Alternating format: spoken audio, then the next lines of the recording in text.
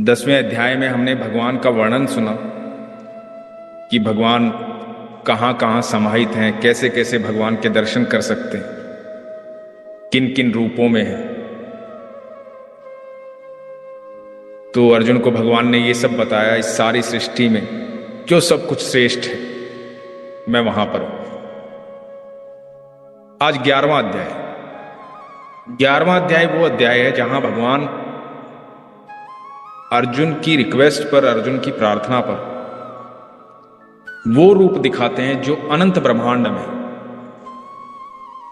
आज तक में, मतलब आज 5,000 साल बीत गए हैं इस बात को, आज तक भी और उससे पहले भी कभी किसी ने वो रूप नहीं देखा। मनुष्यों की तो बात दूर है, भगवान कहते हैं कि देवी देवताओं ने भी, ऋषि मुनियों ने भी, जिन्होंने लाखों साल तपस्या की, उन्होंने भी वो रूप नहीं देखा। उस रूप का वर्णन है भगवान के। जो हमारे मन में प्रश्न आता है ना कि भगवान वास्तव में दिखते कैसे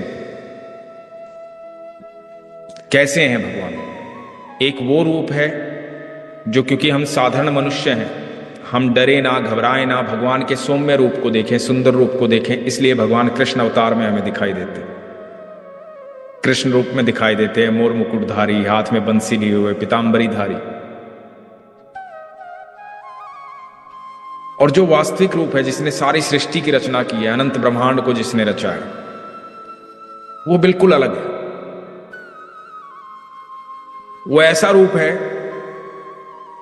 जिसे साधारण मनुष्य, क्या बड़े बड़े तपस्वी नहीं देख सकते, क्षमता ही नहीं है देखने की।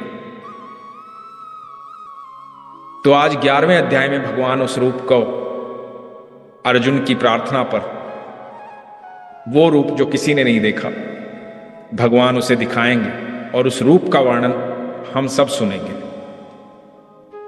कि भगवान कैसे दिखते हैं। तो ये 11वां अध्याय ब्रह्म रूप है। आइए हम शुरू करते हैं। उससे पहले, सबसे पहले ठाकुर जी को निमंत्रित करते हैं। हे कृष्ण, हे मेरे प्रिय मित्र, आपसे निवेदन करता हूं, हम सब मिलकर आपसे निवेदन करते हैं, आपको निमंत्रित करते हैं, राधा रानी को निमंत्रित करते हैं, आप यहां आए और अपने शब्दों से, जो शब्द आपने अर्जुन को कहे, वो शब्द आप हमें कहें। हमारे जीवन की जो भी महाभारत है, उस महाभारत से हमें बाहर निकालें और विजयी बनाएं। जिस प्रकार आपने अर्जुन को विजयी बनाया, जिस प्रकार आपने अर्जुन का सारथी बनकर उसका मार्गदर्शन किया, हमें भी इस योग्य बनाए प्रभु कि आप हमारा मार्गदर्शन करें और इतना सक्षम बनाएं कि आपकी कही बात पर हम चलें, आपके एक एक शब्द को हम समझें, और वो क्षमता दें कि जो आप हमसे चाहते हैं हम वो कर पाए। आपको निमंत्रित करते हैं प्रभु, आपके श्रीमुख से हम समझना चाहते हैं, जानना चाहते हैं, आपका सानिध्य प्राप्त करना चाहते हैं, आपके साथ बैठना चाहते हैं, आपसे वार्तालाप करना चाहते हैं, आपके साथ भोजन करना चाहते हैं। इस अनंत ब्रह्मांड का परम सुख आप ही हैं प्रभु। हम इस परम सुख की प्राप्ति करना चाहते हैं। अपना आशीर्वाद देते हुए अपनी उपस्थिति यहां पर कीजिए प्रभु, और हमें अनुभूति करवाइए कि आप यहां हैं। हरे कृष्ण, राधे कृष्ण। 11वां अध्याय प्रारंभ करते। भगवान के बारे में सब कुछ जानने के बाद कि भगवान कहां कहां विद्यमान है, भगवान की ऊर्जा से अनंत ब्रह्मांड किस प्रकार चल रहा है, यह सब कुछ जानने के बाद अर्जुन ने प्रार्थना की कि आप समझते हैं कि मैं इस योग्य हूं प्रभु, तो मुझे अपना वो रूप दिखाइए जो ईश्वर रूप है, क्योंकि ये जो रूप मैं देख रहा हूं ये तो मेरे मित्र का रूप है, मेरे सखा का रूप है, मेरे कृष्ण का रूप है, मेरे दोस्त का रूप है। और मैं विश्वास करता हूं जो आपने मुझे अब तक कहा है, मैं इन सारी बातों पर विश्वास करता हूं, लेकिन मैं वो ईश्वरीय रूप देखना चाहता हूं जो आप वास्तविकता में है। तो श्री भगवान बोले, हे पार्थ, अब तू मेरे सैकड़ों हजारों नाना प्रकार के और नाना वर्ण तथा नाना आकृति वाले अलौकिक रूपों को देख। भगवान कह रहे हैं, ये जो अब तू देखने वाला है, ये इससे पहले कभी किसी ने नहीं देखा, जो तू एक साथ देखने वाला है। हे अर्जुन, अब इस मेरे शरीर में एक जगह स्थित चराचर सहित संपूर्ण जगत को देख। ये जो मेरा शरीर है, इसमें ही अनंत ब्रह्मांड समाया हुआ है। मैं तुझे अनंत ब्रह्मांड के दर्शन करवाता हूं। और भी जो कुछ देखना चाहता है सो देख, जो तेरे मन में इच्छा है, भूतकाल, भविष्यकाल, वर्तमान काल, जैसा देखना चाहता है वैसा देख। परंतु मुझको तू इन अपने प्रकृत नेत्रों द्वारा देखने में निसंदेह समर्थ नहीं है। ये जो तेरी आंखें हैं, इनमें इतनी क्षमता नहीं है कि मेरे इस रूप को देख पाए। इसी से मैं तुझे दिव्य अर्थात अलौकिक चक्षु देता हूं, इससे तू मेरी ऐश्वर्य योग शक्ति को देख। यहां भगवान अर्जुन को कहते हैं कि मैं तुझे दिव्य दृष्टि देता हूं, जिससे तू मुझे देख पाए। ये दिव्य दृष्टि जो है, ये भगवान ने हम सबको भी दी है। हम इसका प्रयोग नहीं करते। जिस दिन प्रयोग करेंगे उस दिन भगवान दिखाई देंगे। ये दिव्य दृष्टि है क्या? विश्वास के नेत्र। यदि प्रगाढ़ विश्वास होगा तो वो नेत्र अपने आप खुल जाएंगे। जिनमें संपूर्ण विश्वास होगा ईश्वर के प्रति, फिर ईश्वर दिखाई देंगे। उनके सारे चमत्कार, उनके सारे अनुभव, सब कुछ दिखाई देगा। सिर्फ विश्वास प्रगाढ़ होना चाहिए, फिर वो नेत्र प्राप्त किए जा सकते हैं। तो भगवान कहते हैं कि मैं तुझे दिव्य दृष्टि देता हूं। इधर धृतराष्ट्र के सामने संजय बैठे हुए हैं। संजय कहते हैं, हे राजन, महायोगेश्वर और सब पापों के नाश करने वाले भगवान ने इस प्रकार कहकर उसके पश्चात अर्जुन को परम ऐश्वर्य युक्त दिव्य स्वरूप दिखलाया। अब संजय धृतराष्ट्र को बता रहे हैं। धृतराष्ट्र पहले ही घबराया हुआ है। धृतराष्ट्र ने भी कल्पना नहीं की थी कि ये हो क्या रहा है। भगवान का विराट रूप अर्जुन ने देखा। ये संजय धृतराष्ट्र को बता रहा है, आकाश में 1000 सूर्यों के साथ एक साथ उदय होने से उत्पन्न जो प्रकाश हो, वो भी इस विश्व रूप परमात्मा के प्रकाश के सदृश कदाचित ही हो। संजय बता रहे कि जैसे सैकड़ों सूर्य आसमान में चमक जाए, हम तो एक ही सूर्य के प्रकाश को देखते हैं। यदि असंख्य हो जाए ये सूर्य, तो प्रकाश कितना होगा? संजय कह रहे हैं कि उतना भी प्रकाश हो जाए ना, तो भी जो परमात्मा का जो प्रकाश है ना, जो परमेश्वर का प्रकाश है, जो कृष्ण का इस समय प्रकाश है, वो प्रकाश तो भी उससे अत्याधिक है। एक साथ सैकड़ों सूर्य चमके तो उतना प्रकाश इकट्ठा नहीं कर पाएंगे जितना प्रकाश अभी कृष्ण में दिखाई दे रहा है, श्री कृष्ण जैसे दिखाई दे रहे हैं। पांडुपुत्र अर्जुन ने उस समय अनेक प्रकार के विभक्त अर्थात पृथक पृथक संपूर्ण जगत को देवों के देव श्री कृष्ण भगवान के उस शरीर में एक जगह स्थित देखा। उसके अनंतर वे आश्चर्य से चकित हो पुलकित शरीर अर्जुन प्रकाश में विश्व रूप परमात्मा को श्रद्धा भक्ति सहित सिर से प्रणाम करके हाथ जोड़कर बोले। इस रूप को देख करके अर्जुन जो है एकदम विस्मित हो गए, आश्चर्यचकित हो गए। ऐसी कल्पना भी अर्जुन ने नहीं की थी, क्योंकि उससे पहले किसी ने ये रूप देखा ही नहीं है, ना जाना है, ना किसी को पता था। अर्जुन को तो बिल्कुल भी नहीं पता था कि भगवान ऐसे दिख सकते हैं, इतना प्रकाश, और अभी तो दिव्य दृष्टि है उसके पास। साधारण आंखों से देखना तो संभव ही नहीं था। तो दिव्य दृष्टि लगा करके देख रहे हैं। तो भगवान कह रहे हैं, अर्जुन कह रहा है भगवान से नतमस्तक होकर के, इस रूप के सामने नतमस्तक हो गया और भगवान से कह रहा है, हे देव, मैं आपके शरीर में संपूर्ण देवों को तथा अनेक भूतों के समुदायों को, कमल के आसन पर विराजित ब्रह्मा को, महादेव और संपूर्ण ऋषियों को तथा दिव्य सर्पों को देखता हूं। जिन लोगों के मन में प्रश्न आता है ना कि मैं महादेव की पूजा करता हूं, मैं देवी मां की पूजा करता हूं, मैं उसकी पूजा करता हूं, कई बार मन में प्रश्न आता है क्या मैं गलत तो नहीं कर रहा, मैं आजकल कृष्ण को मानने लगा हूं, या मैं ये गलत तो नहीं कर रहा, या मुझे किसकी पूजा करनी चाहिए। तो आप सुनिए कि अर्जुन क्या देख रहे हैं।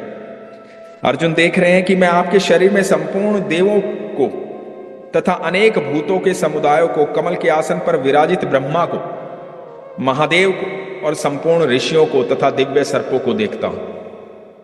हे संपूर्ण विश्व के स्वामिन, आपको अनेक भुजा, पेट, मुख और नेत्रों से युक्त तथा सब ओर से अनंत रूपों वाला देखता हूं।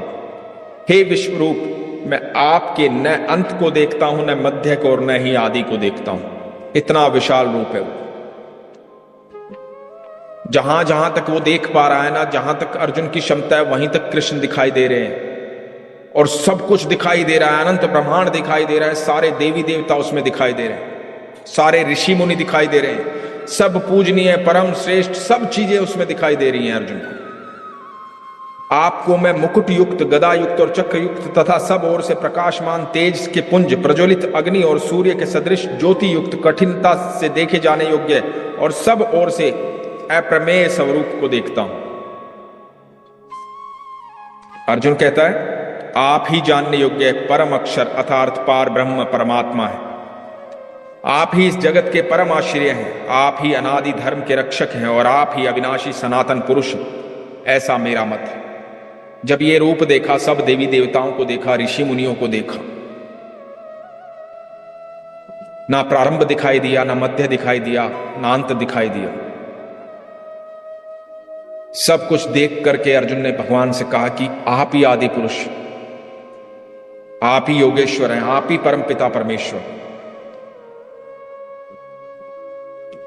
आपको आदि अंत और मध्य से रहित, अनंत सामर्थ्य से युक्त, अनंत भुजा वाले, चंद्र सूर्य रूप नेत्रों वाले, जिसकी आंखें चंद्रमा और सूर्य हैं, प्रज्वलित अग्नि रूप मुख वाले, जो मुख है उनको और हवन कुंड की तरह उससे अग्नि निकल रही है, और अपने तेज से इस जगत को संतप्त करते हुए देखता हूं। ये पूरा ब्रह्मांड आपकी ऊर्जा से, आपके प्रकाश से प्रज्वलित है। अनंत ब्रह्मांड जो है, जितना अनंत ब्रह्मांड, सारे ग्रह नक्षत्र आपकी ऊर्जा से प्रज्वलित है। ऐसा मुझे दिखाई दे रहा है कि आपके भीतर से जो ऊर्जा निकल रही है, ये पूरा अनंत ब्रह्मांड उससे चल रहा है। और हम कई बार घबरा जाते हैं कि हमारा ये ग्रह खराब है, वो ग्रह खराब है, हम विचलित हो जाते हैं, हमारा ये चल रहा है, वो चल रहा है। कृष्ण सबके स्वामी, सब कुछ कृष्ण से चलता है। हे महात्मन, ये स्वर्ग और पृथ्वी के बीच का संपूर्ण आकाश आपको आदि अंत और मध्य रहित, अनंत सामर्थ्य युक्त, अनंत भुजा वाले, चंद्र सूर्य रूप नेत्रों वाले, प्रज्वलित अग्निमुख वाले और अपने तेज से इस जगत को संतप्त करते हुए देखता हूं। हे महात्मन, ये स्वर्ग और पृथ्वी के बीच का संपूर्ण आकाश तथा सब दिशाएं एक आपसे ही परिपूर्ण है, तथा आपके इस अलौकिक और भयंकर रूप को देखकर तीनों लोक अति व्याथा को प्राप्त हो रहे हैं। इस अनंत ब्रह्मांड में ऐसा कोई नहीं जो आपके सामने नतमस्तक ना हो। सब व्यथित हैं, सब आपके सामने हाथ जोड़कर खड़े हैं। अनंत ब्रह्मांड आपके सामने हाथ जोड़कर खड़ा है। वे ही देवी देवताओं के समूह आप में प्रवेश करते हैं और कुछ भयभीत होकर हाथ जोड़े आपके नाम और गुणों का उच्चारण करते हैं। बड़े ध्यान से सुनिएगा, अर्जुन कह रहा है कि देवी देवता, उनकी भीड़ खड़ी है, मनुष्यों की तो बात ही दूर है। देवी देवताओं की भीड़ खड़ी है और वो हाथ जोड़कर खड़े हैं, भयभीत होकर के खड़े हैं और आपके गुणों का उच्चारण कर रहे हैं। जितने देवी देवता हैं उनको भी शक्ति प्राप्त करने के लिए, सामर्थ्य प्राप्त करने के लिए भगवान श्री कृष्ण की आराधना करनी पड़ती है। तथा महर्षि और सिद्धों के समुदाय कल्याण हो, ऐसा कहकर उत्तम उत्तम स्त्रोतों द्वारा आपकी स्तुति करते हैं। बड़े बड़े महर्षि, ज्ञानी, विद्वान पुरुष, बड़े बड़े संत महात्मा हाथ जोड़ करके आपके सामने कह रहे हैं, कल्याण हो प्रभु, कल्याण हो।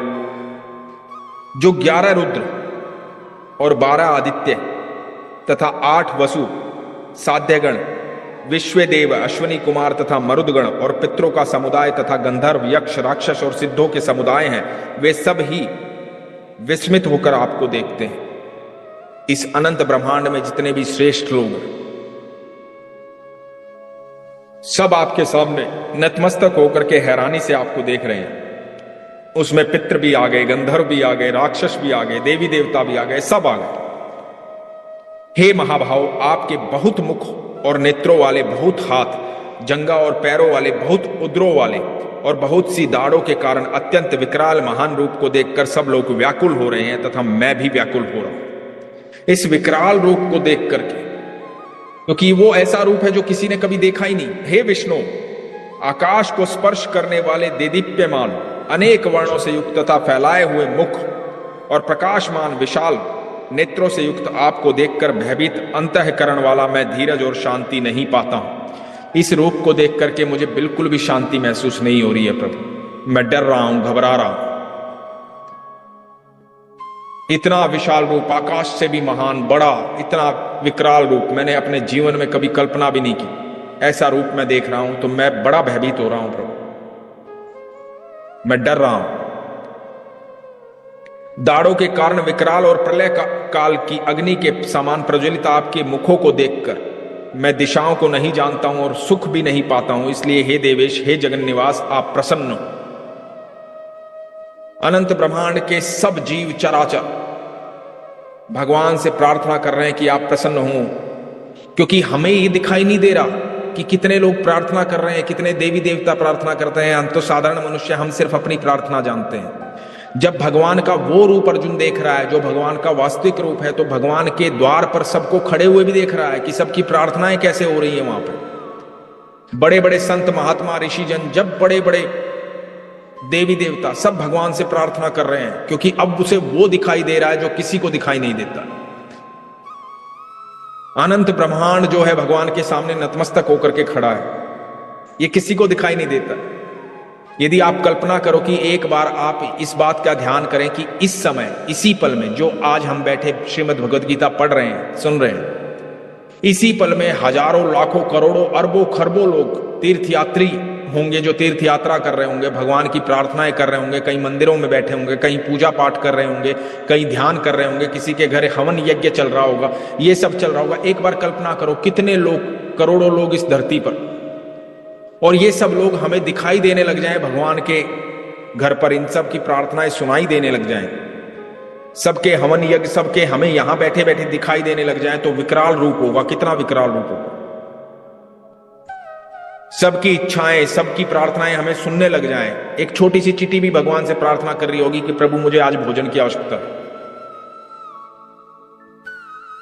एक बड़ी सी चिड़िया भी, एक चिड़िया भी भाग रही हो कि मुझे उस पक्षी से बचा लो, एक मछली भाग रही हो कि मुझे इस पक्षी से बचा लो। सब जीव प्रार्थनाएं कर रहे हैं। ये प्रार्थनाएं पल भर के लिए हमें सुनाई दें और दिखाई दें, तो आप सोचो कितना विकराल रूप होगा, कितना बड़ा रूप होगा।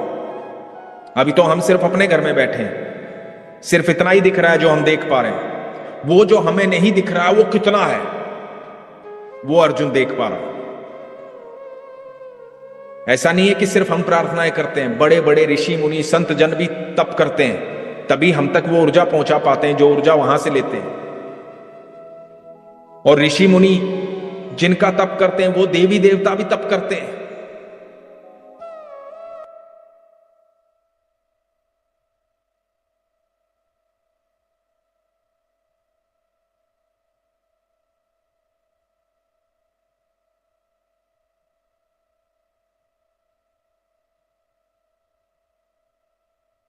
पाते हैं जो ऊर्जा वहां से लेते हैं। और ऋषि मुनि जिनका तप करते हैं वो देवी देवता भी तप करते हैं, तब वो ऊर्जा अपने ऋषि मुनियों को दे पाते हैं, अपने भक्तों को दे पाते हैं, जो ऊर्जा भगवान से ले पाते हैं। और जो भगवान की ऊर्जा है, अर्जुन बता रहे भगवान की ऊर्जा से अनंत ब्रह्मांड चल रहा है, अनंत ब्रह्मांड चल रहा है भगवान की ऊर्जा से। तो अर्जुन कह रहे हैं कि मुझे भी डर लग रहा है, मैं भयभीत हो रहा हूं। हे जगन निवास, आप प्रसन्न होइए, मुझे ऐसा रूप नहीं देखना प्रभु। ये मेरी इच्छा थी मैं ऐसा रूप देखूं, लेकिन मुझसे नहीं देखा जा रहा। भगवान कहते हैं कि वे सभी धृतराष्ट्र के पुत्र, अर्जुन कहता है वे सभी धृतराष्ट्र के पुत्र राजाओं के समुदाय सहित आप में प्रवेश कर रहे हैं। अब अर्जुन को वो दिखाई दे रहा है जो 18 दिन के बाद घटित होना है, क्योंकि भगवान ने पहले ही कहा था तू भूत वर्तमान भविष्य जो देखना चाहता है वो देख अर्जुन, मैं तुझे वो दिखा रहा हूं, अब वहां लेकर जा रहा हूं। तो अब अर्जुन भविष्य देख रहा है और भविष्य में उसे क्या दिखाई दे रहा है कि वे सभी धृतराष्ट्र के पुत्र राजाओं के समुदाय सहित आप में प्रवेश कर रहे हैं और भीष्म पितामह द्रोणाचार्य तथा वो कर्ण और हमारे पक्ष के भी प्रधान योद्धाओं के सहित सब आपके दाड़ों के कारण विकराल भयानक मुखों में बड़े वेग से दौड़ते हुए प्रवेश कर रहे हैं और कई एक चूर्ण हुए सिरों सहित आपके दांतों के बीच में लगे हुए दिख रहे हैं। भगवान का इतना विकराल रूप है कि ये जितने योद्धा हैं, पितामह भीष्म, गुरु द्रोणाचार्य, कर्ण और पांडवों के कुछ बड़े योद्धा, ये सारे योद्धा अर्जुन को दिखाई दे रहे कि भगवान ने मुख खोल रखा है जिससे ज्वाला निकल रही है। हवन कुंड से जैसे आग निकलती वैसे आग निकल रही है। तो ये सारे योद्धा उसमें प्रवेश करके भगवान की दाढ़ों के नीचे पीसे हुए जा रहे हैं, लटके पड़े हैं भगवान के दांतों में। कल्याण हो चिल्ला रहे हैं बड़े बड़े योद्धा। तो ये अर्जुन को दिखाई दे रहा है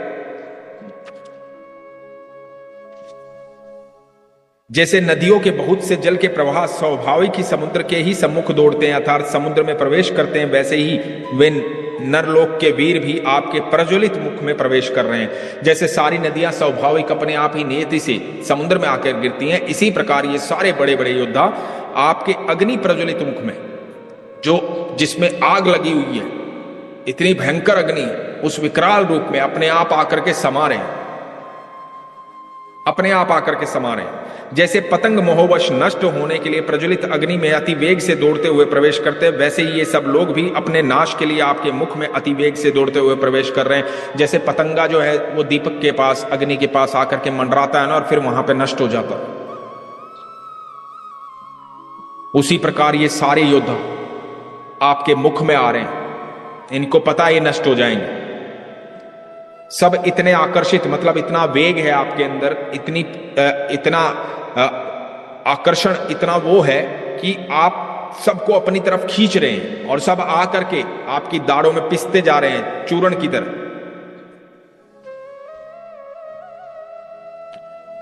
आप उन संपूर्ण लोगों को प्रज्वलित मुखों द्वारा ग्रास करते हुए सब ओर से बार बार चाट रहे हैं।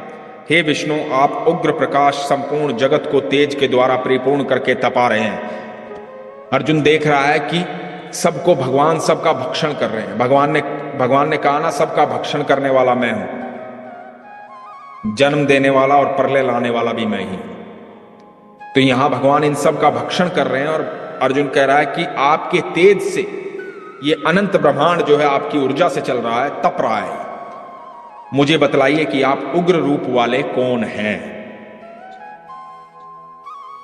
अभी तक तो भगवान को कृष्ण समझ रहा था, दोस्त समझ रहा था, सौम्य रूप देखा था, सुंदर रूप देखा था, हाथ में बांसुरी देखी थी, सर पे मोर पुकुट देखा था, गैयों के साथ खेलते हुए देखा था,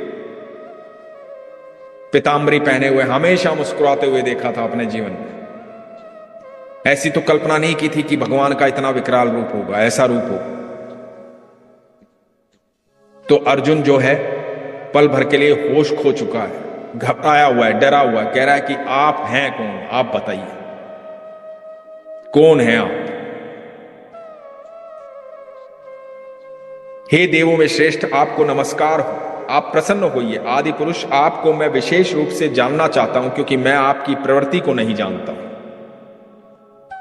श्री भगवान बोले, मैं लोकों का नाश करने वाला बड़ा हुआ महाकाल हूं। इस समय इन लोकों को नष्ट करने के लिए प्रवृत्त हुआ हूं। भगवान कहते हैं कि इस समय जो धरती पर आया हूं, इन सब को समाप्त करने के लिए आया हूं, इसलिए प्रकट हुआ हूं, इसलिए कृष्ण अवतार लिया है। इसलिए जो प्रतिपक्षियों की सेना में स्थित योद्धा लोग हैं, वे सब तेरे बिना भी नहीं रहेंगे, अर्थात तेरे युद्ध न करने पर भी इन सब का नाश हो जाएगा। कहते हैं कि अर्जुन, तू युद्ध नहीं भी करेगा ना, ये तो तू मेरा मित्र, मैं तुझे श्रेय देना चाहता हूं जीतने का, लेकिन तू नहीं भी करेगा ना तो भी मैं इन सबको मार चुका हूं, क्योंकि मैं इन सब का नाश करने ही आया हूं धरती पर। अतएव तू उठ, यश प्राप्त कर और शत्रुओं को जीतकर धन धान्य से संपन्न राज्य को भोग। भगवान कहते हैं इसलिए उठ, इन सबको मैं मार चुका हूं, मैं तुझे श्रेय देना चाहता हूं, इस विजय को प्राप्त कर और राज्य को भोग, राजा बन, मैं तुझे राजा बनाना चाहता हूं, सुख देना चाहता हूं। इसलिए उठ, धन धान्य से संपन्न राज्य को भोग। ये सब शूरवीर पहले ही से मेरे द्वारा मारे हुए हैं। हे सव्यसाचिन, तू तो केवल निमित्त मात्र बन जा। इन सबको मैं मार चुका हूं, तुझे निमित्त बनाना चाहता हूं। जो लोग कहते हैं ना, भगवान के सानिध्य में आने से वैराग्य आ जाता है, सब कुछ छूट जाता है, निर्मोही हो जाते हैं, कुछ नहीं रहता है जीवन में, कुछ अच्छा नहीं लगता है। भगवान, एकमात्र भगवान श्री कृष्ण, एकमात्र। अनंत ब्रह्मांड में जितने भी धर्म, जितने भी जाति, जितने भी ग्रंथ और जितनी भी पवित्र पुस्तकें हैं, उन सब के भीतर एकमात्र श्रीमद् भगवद गीता और भगवान का बोला गया, एकमात्र भगवान श्री कृष्ण का बोला गया ये वचन है कि मैं तुम्हें राजा बनाना चाहता हूं। भगवान राजा बनाना चाहते हैं। भगवान सिर्फ एक ही बात तो बार बार कह रहे हैं कि अपने कर्म को मुझे समर्पित करो, अपने कर्मों का भोग मुझे लगाओ। जिस प्रकार शुद्ध भोजन का भोग मुझे लगाते हो, उस प्रकार शुद्ध कर्मों का भोग मुझे लगाओ और निश्चिंत हो जाओ। बस इतना साधारण सा उपाय है, बड़ा साधारण सा तरीका है। कुछ छोड़ने के लिए नहीं कहते भगवान। भगवान तो अर्जुन को देना चाहते हैं, अर्जुन के पास तो कुछ था ही नहीं, भगवान तो अर्जुन को राजा बनाना चाहते हैं। कह रहे हैं भगवान उसे, अतएव तो उठ, यश प्राप्त कर और शत्रुओं का जीत कर धन धान्य से संपन्न राज्य को भोग। ये सब शूरवीर पहले ही मेरे द्वारा मारे हुए। हे सव्यसाचिन, तू तो केवल निमित्त मात्र बन जा। अर्जुन को सव्यसाची इसलिए बोला जाता था क्योंकि वो दाएं और बाएं दोनों हाथों से तीर चला सकता था। सबसे निपुण योद्धा था उस समय धरती का। द्रोणाचार्य और भीष्म पितामह तथा जयद्रथ और कर्ण तथा और भी बहुत से मेरे द्वारा मारे हुए शूरवीर योद्धाओं को तू मार। इन सबको मार चुका हूं, लेकिन तू मार, तू ये श्रेय प्राप्त कर, भय मत कर। निसंदेह तू युद्ध में वैरियों को जीतेगा, इसलिए युद्ध कर। भगवान ने युद्ध शुरू होने से पहले अर्जुन को यह बात कह दी। संजय बोले, केशव भगवान के इस वचन को सुनकर मुकुटधारी अर्जुन हाथ जोड़कर कांपता हुआ नमस्कार करके फिर भी अत्यंत भयभीत होकर प्रणाम करके भगवान श्री कृष्ण के प्रति गदगद वाणी से बोले। अर्जुन बोले, हे अंतर्यामिन, यह योग्य ही है कि आपके नाम, गुण और प्रभाव के कीर्तन से जगत अति हर्षित हो रहा और अनुराग को भी प्राप्त हो रहा तथा भयभीत राक्षस लोग दिशाओं में भाग रहे हैं और सब सिद्ध गणों के समुदाय नमस्कार कर रहे हैं। जो राक्षस गण हैं, जो पापी लोग हैं, वो भाग रहे हैं इधर उधर, आपसे डर रहे हैं, घबरा रहे हैं। और जो सिद्ध पुरुष हैं, जो सच्चे पुरुष हैं, जो आपके प्रेम में आपकी भक्ति करते हैं, वो समुदाय खड़ा होकर के आपको नमस्कार कर रहा। हे महात्मन, ब्रह्मा के भी आदि कर्ता और सबसे बड़े आपके लिए वे कैसे नमस्कार न करें, क्योंकि हे अनंत, हे देवेश, हे जगन निवास, जो सत असत और उनसे परे अक्षर अर्थात सच्चिदानंद घन ब्रह्म है, वो आप ही हैं। अर्जुन बता रहा है, आपने ही ब्रह्मा की रचना की। आप सत्य और असत्य से परे हैं, हर चीज से परे हैं। आप ही परमेश्वर हैं और आप परमेश्वर हैं, इसीलिए ये प्रणाम क्यों ना करें, आपके सामने नमस्कार क्यों ना करें। आप आदिदेव और सनातन पुरुष हैं। आप इस जगत के परम आश्रय और जानने वाले तथा जानने योग्य और परम धाम हैं। हे अनंत रूप, आपसे ये सब जगत व्याप्त अर्थात परिपूर्ण है। आप ही की वजह से ये जगत है प्रभु। आप वायु, यमराज, अग्नि, वरुण, चंद्रमा, प्रजा के स्वामी ब्रह्मा और ब्रह्मा के भी पिता हैं। आपके लिए हजारों बार नमस्कार है, नमस्कार है। आपके लिए फिर भी बार बार नमस्कार है, नमस्कार है। हे अनंत सामर्थ्य वाले, आपके लिए आगे से और पीछे से भी नमस्कार है। हे सर्वात्मन, आपके लिए सब ओर से ही नमस्कार हो, क्योंकि अनंत पराक्रमशाली आप समस्त संसार को व्याप्त किए हुए हैं। इससे आप ही सर्वरूप है। सारा अनंत ब्रह्मांड जो है वो आपसे व्याप्त है, आपकी वजह से आपने ही निर्माण किया, इससे आप ही सर्वरूप है। आपके इस प्रभाव को न जानते हुए आप मेरे सखा हैं, ऐसा मानकर प्रेम से अथवा प्रमाद से भी मैंने हे कृष्ण, हे यादव, हे सखे, इस प्रकार से जो कुछ बिना सोचे समझे हठात कहा है, और हे अच्युत, आप जो मेरे द्वारा विनोद के लिए विहार, शैया, आसन और भोजन आदि में अकेले अथवा उन सखाओं के सामने भी अपमानित किए गए हो, वो सब अपराध अप्रेम स्वरूप अर्थात अचिंत्य प्रभाव वाले आपसे मैं क्षमा करवाता हूं। अर्जुन भगवान से प्रार्थना कर रहे हैं कि मैंने अपने इस जीवन काल में कितनी बार तुम्हें आपको बोला कि हे कृष्ण, कृष्ण तू इधर आ, कृष्ण ऐसा मत कर, चल कृष्ण वहां चलते हैं। एक सखा की तरह, एक मित्र की तरह मैंने कितनी बार आपको व्यवहार किया, कई बार गोपियों के बीच में, सखाओं के बीच में आपको अपमानित किया, कई बार साथ सोते हुए, भोजन करते हुए आपको कई कार्य दिए। एक मित्र की तरह मैंने किस किस प्रकार का आपके साथ व्यवहार किया, मैं नहीं जानता था आपको उन्हें प्रभु। मुझे नहीं पता था कि आप ही अनंत ब्रह्मांड के रचयिता हैं। इसलिए मेरी सारी गलतियों के लिए जो मैंने की, जो प्रेम पूर्वक मैंने की, अपने प्रेम से अपने सखा रूप में जो मैंने की, उनके लिए मैं क्षमा मांगता हूं। आप इस चराचर जगत के पिता और सबसे बड़े गुरु एवं अति पूजनीय हैं। हे अनुपम प्रभाव वाले, तीनों लोकों में आपके समान भी दूसरा कोई नहीं है, फिर अधिक तो कैसे हो सकता है। अतएव हे प्रभु, मैं शरीर को भली भांति चरणों में निवेदित कर प्रणाम करके स्तुति करने योग्य आप ईश्वर को प्रसन्न होने के लिए प्रार्थना करता हूं। हे देव, पिता जैसे पुत्र के, सखा जैसे सखा के और पति जैसे प्रियतमा पत्नी के अपराध सहन करते हैं, वैसे ही आप भी मेरे अपराध को सहन करने योग्य हैं। अर्जुन बड़े प्रेम से भगवान से निवेदन करता है, भगवान के सामने नतमस्तक होता है, भगवान से कहता है कि जैसे पिता अपने पुत्र के, सखा जैसे सखा के, एक दोस्त दोस्त के, और एक प्रेमी, एक पति जो है अपनी पत्नी के सारे अपराधों को क्षमा कर देता है, मैं भी आपसे उसी प्रकार निवेदन करता हूं कि आप मेरे अपराध सहन करने योग्य हैं प्रभु, आप मुझे क्षमा करें। मैं पहले न देखे हुए आपके इस आश्चर्यमय रूप को देखकर हर्षित हो रहा हूं और मेरा मन भय से अति व्याकुल भी हो रहा है, इसलिए आप उस अपने चतुर्भुज विष्णु रूप को ही मुझे दिखलाइए। हे देवेश, हे जगन्निवास, प्रसन्न होइए। अब अर्जुन कह रहा है, ये जो रूप मैंने देखा है, जो मैंने अभी देखा, इससे मैं भयभीत हो रहा हूं, हर्षित भी हो रहा हूं, खुश भी हो रहा हूं, लेकिन डर भी लग रहा है मुझे।